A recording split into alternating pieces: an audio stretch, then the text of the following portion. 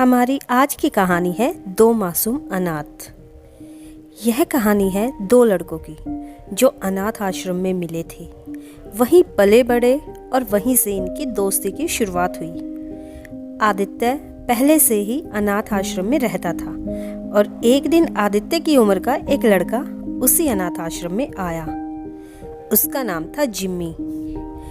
आदित्य एक शांत स्वभाव का और पढ़ने लिखने में ध्यान लगाने वाला लड़का था और जिम्मी उसके बिल्कुल विपरीत, एक गुस्से वाला और एक अलग स्वभाव का ही लड़का था। जिम्मी ने अपने माता पिता को बहुत कम उम्र में ही खो दिया था और कोई अपना ना होने की वजह से जिम्मी जिद्दी स्वभाव का बन गया था। दोनों के स्वभाव में बहुत परिवर्तन होने के बाद भी आदित्य और जिम्मी में एक गहरी दोस्ती की शुरुआत होती है। यह दोस्ती समय के साथ साथ बहुत गहरी होती जाती है। आदित्य हमेशा जिम्मी को पढ़ने के लिए बोला करता था, पर जिम्मी पढ़ाई के ऊपर ज्यादा ध्यान नहीं दिया करता था। ऐसे ही धीरे धीरे करके दोनों युवावस्था तक पहुंच जाते हैं। आदित्य की कॉलेज की पढ़ाई पूरी हो जाती है और उसे एक अच्छी नौकरी मिल जाती है। इसके विपरीत जिम्मी, जो कि पढ़ाई में ध्यान नहीं देता था, उसे छोटी सी नौकरी मिलती है किसी कंपनी में। दोनों दोस्त नहीं भाई बनकर रहते थे। आदित्य हमेशा जिम्मी का एक बड़े भाई की तरह ख्याल रखता था। आदित्य अपनी मेहनत से कमाए हुए पैसों से एक घर खरीदता है। आदित्य एक जिम्मेदार, जबकि जिम्मी एक लापरवाह किस्म का लड़का था।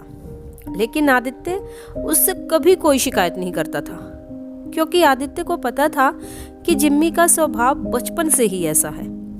आदित्य सुबह जल्दी उठकर दोनों के लिए खाना तैयार करता और फिर उसके बाद आदित्य अपनी जॉब पर निकल जाता था और जिम्मी अपनी कंपनी चला जाता था। जिम्मी कभी दिखाता नहीं था, लेकिन आदित्य के लिए जिम्मी के दिल में एक बहुत ही खास जगह थी। आदित्य को जरा सी भी आँच आ जाती थी तो जिम्मी पूरा सिस्टम हिला देता, क्योंकि जिम्मी आदित्य की बहुत फिक्र करता था। आदित्य को अपने ही ऑफिस की एक लड़की से प्यार हो जाता है और लड़की का नाम था आरोही। आरोही के घर वाले आदित्य को पसंद नहीं करते थे, क्योंकि आदित्य अनाथ था। आदित्य और आरोही कोर्ट जाकर शादी कर लेते हैं और जैसे ही आरोही के घर वालों को इस बात का पता चलता है, वो आरोही को लेने आदित्य के घर आ जाते हैं और लड़ाई झगड़ा करने लगते हैं कि तभी जिम्मी घर आ जाता है और आदित्य के सामने खड़ा होकर बोलता है, अगर मेरे भाई को किसी ने हाथ भी लगाया ना तो उसका यहाँ से वापस जाना मुश्किल हो जाएगा। और जिम्मी के गुस्से के सामने आरोही के घर वाले आरोही के सारे रिश्ते तोड़कर चले जाते हैं। आरोही जिम्मी और आदित्य के प्यार को देखकर मुस्कुराती है और कहती है, जिम्मी भैया आप तो बहुत गुस्से वाले हो। और जिम्मी आरोही की बात का कोई जवाब नहीं देता। ये देखकर आरोही को थोड़ा अजीब महसूस होता है, पर आदित्य आरोही को समझाता है कि जिम्मी ऐसा ही है, वो किसी से ज्यादा बात नहीं करता। लेकिन आदित्य के लिए जिम्मी के दिल में प्यार और अपनापन देखकर आरोही के दिल में एक भाई वाला एहसास आ जाता है। तीनों घर में खुशी खुशी रहने लगते हैं और 2 साल के बाद आरोही और आदित्य के यहाँ एक बेटी का जन्म होता है। और आरोही आदित्य से बोलती है, अब हमें जिम्मी भैया की भी शादी कर देनी चाहिए, अब तो अपना भी परिवार है। दोनों जिम्मी से बात करते हैं, लेकिन जिम्मी शादी से साफ इनकार कर देता है। आदित्य जिम्मी को अच्छे से जानता था, तो आदित्य ने जिम्मी पर कोई दबाव नहीं बनाया। ऐसे ही 5 साल का टाइम निकल जाता है। अब आदित्य और आरोही की बेटी रिया 5 साल की हो चुकी थी और एक दिन आरोही और आदित्य किसी दोस्त के जन्मदिन की पार्टी में गए थे और रिया जिम्मी के पास ही थी और एक दुर्घटना में आरोही और आदित्य जिम्मी और रिया को छोड़कर चले जाते हैं। एक बार फिर जिम्मी दुनिया में अकेला हो जाता है। जिम्मी इस दुख से टूटने लगता है और एक तरफ जिम्मी का अकेलापन तो दूसरी तरफ रिया की जिम्मेदारी। ये दुख जिम्मी को एक बार फिर से बदल कर रख देता है। रिया के मासूम सवाल जिम्मी के दुख को दुगना कर देते थे। जिम्मी अनाथ होने का दर्द महसूस कर सकता था, इसलिए वो रिया को पालने में अपनी तरफ से कोई कमी नहीं करता। लेकिन था तो एक लड़का ही ना, माँ की जगह तो पूरी नहीं कर सकता था। फिर भी वो हर कोशिश करता था कि रिया को कोई कमी ना हो और धीरे धीरे जिम्मी रिया को संभाल लेता है। रिया जिम्मी को छोटे पापा बोला करती थी। जिम्मी के अंदर एक दुखों का तूफान उसे अंदर से झकझोरता रहता है। फिर भी जिम्मी हार नहीं मानता। कभी कभी हालातों से हार कर वो मायूस हो जाता था, लेकिन रिया की जिम्मेदारी उसे हारने नहीं देती थी। एक रात की बात है। रिया जिम्मी को सिगरेट पीते देखकर कहती है, पापा ये क्या कर रहे हो, ये क्या है? तो जिम्मी बहाना बना देता है, बेटा जी ये याददाश्त बढ़ाने की दवा है, और बात को घुमा देता है। फिर रिया से पूछता है, बेटा जी आप अभी तक सोए क्यों नहीं? इतनी रात हो गई है, चलो सो जाओ। सुबह रिया को स्कूल छोड़कर जिम्मी अपने काम पर चला जाता है और स्कूल से जिम्मी के पास रिया की मिस की कॉल आती है, आप तुरंत स्कूल आ जाइए। और जिम्मी छुट्टी लेकर तुरंत स्कूल जाता है। वहां जाते ही वो सीधा रिया के क्लासरूम की ओर भाग जाता है तो देखता है कि रिया बाकी बच्चों के साथ लंच टाइम में लंच कर रही है। जिम्मी राहत की सांस लेता है तो इतने में ही रिया की मिस आ जाती है और कहती है, क्या आप रिया के पापा हैं? तो रिया बोलती है, नहीं मिस, ये मेरे छोटे पापा हैं। और रिया की मिस जिम्मी को ऑफिस रूम में चलने को बोलती है और वहां जाकर रिया की मिस जिम्मी के सामने सिगरेट का पैकेट रख देती है और बोलती है, कितने गैर जिम्मेदार पिता हैं आप। देखिए आपकी बच्ची बैग में क्या लेकर आई थी। फिर रिया को भी वहां बुलाया जाता है। जिम्मी सिगरेट का पैकेट देखकर शर्म से अपना सर नीचे झुका लेता है और रिया से बोलता है, बेटा जी आप ये क्यों लेकर आई? तो रिया बोलती है, पापा एक दिन मिस बोल रही थी कि मेरी याददाश्त कमजोर हो गई है, इसीलिए आपकी दवाई लेकर आई थी। और जिम्मी देखने में सुडौल शरीर का गबरू जवान था, लेकिन एक छोटे से बच्चे की तरह मिस के सामने सहमा हुआ बैठा था और रिया की मिस से बोला, इस बार माफ कर दीजिए, आगे से ऐसी गलती नहीं होगी।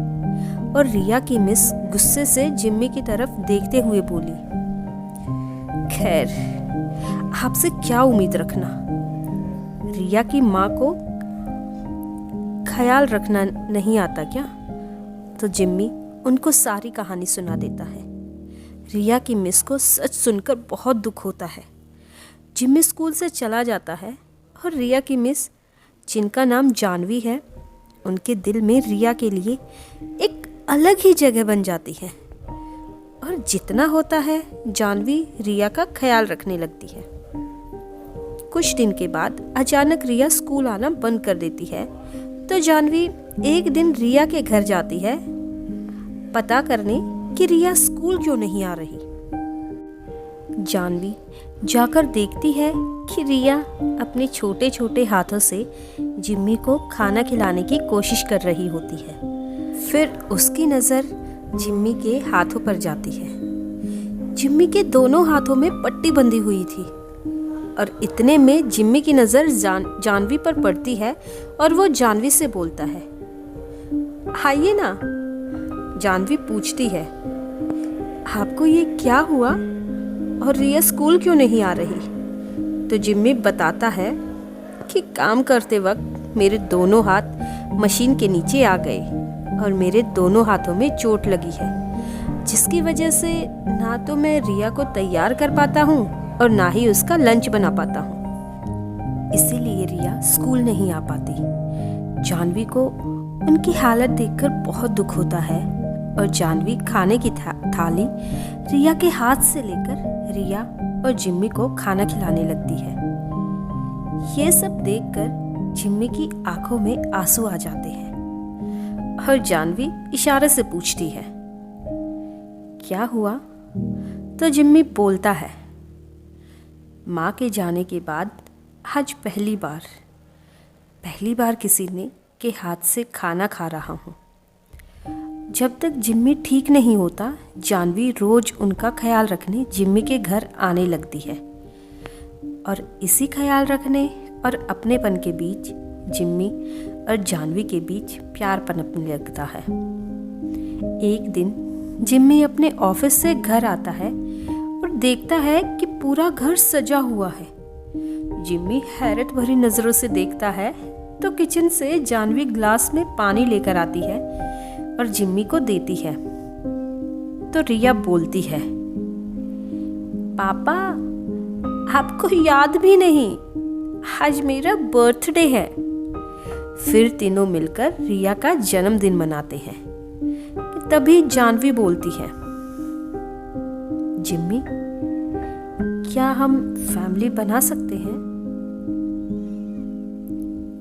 या फिर एक फैमिली की तरह रह सकते हैं हम साथ में? तो जिम्मी ने निराशा से कहा, जानवी मैं एक अनाथ हूँ, तुम्हारे घर वाले तुम्हारा हाथ मुझे क्यों देंगे?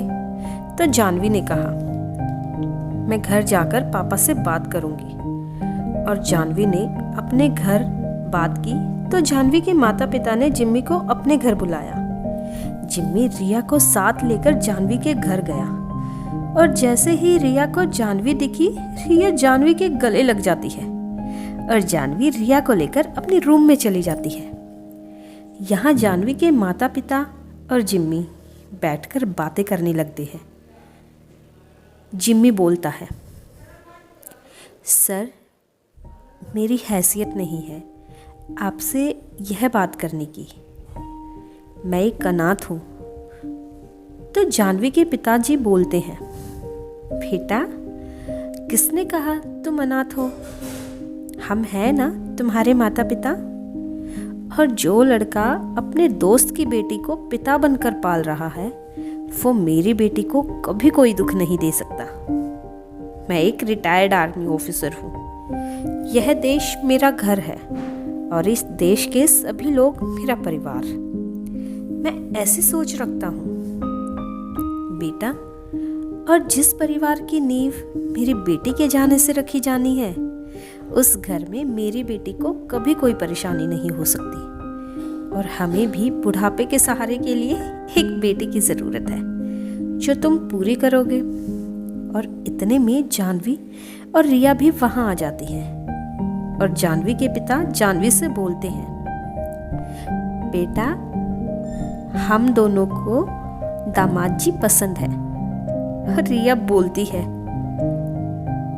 मिस ये कौन है?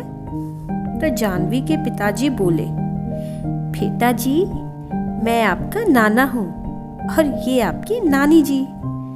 और अब से जानवी आपकी मिस नहीं बल्कि आपकी मम्मा है। फिर ये एक प्यारी सी फैमिली बन जाती है। सो दोस्तों, अगर आपको आज की कहानी पसंद आई हो तो वीडियो को लाइक, शेयर और कमेंट ज़रूर कीजिए और आगे भी इसी तरह की कहानियों के लिए चैनल को सब्सक्राइब कीजिए। Thanks for